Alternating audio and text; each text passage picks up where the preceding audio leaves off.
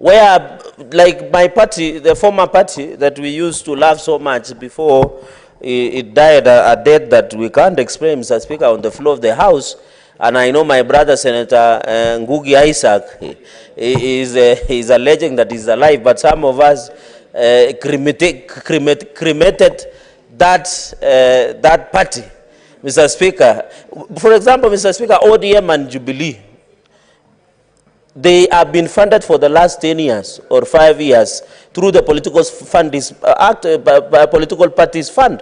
Where does that fund go?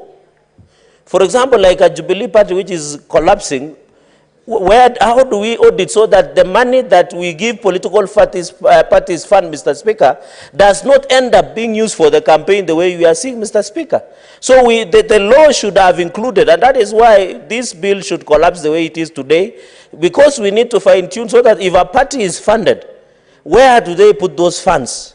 In any case, where they are using those funds to campaign, is it allowed by the law? Is it audited, Mr. Speaker? And I think that is where we must agree on the placement, Mr. Speaker. And then finally, prescribe the procedure for claims objecting to any matter related to campaign finance expenditure submitted by a candidate, political party, or referendum committee. And therefore, even during BBI, Mr. Speaker, the committee that was concerned, the promoters, should have given the Auditor General the receipts and the expenses to show that where did they get the funds, how it was used, how it was audited, Mr. Speaker.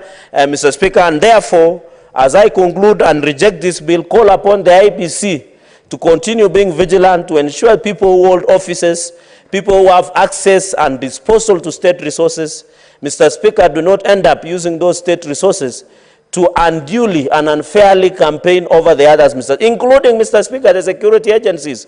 You saw the other day, even in Jacaranda grounds, when the Kenya Kwanza, Mr. Speaker, were holding their rally, Mr. Speaker, the police, out of complacency, ensured that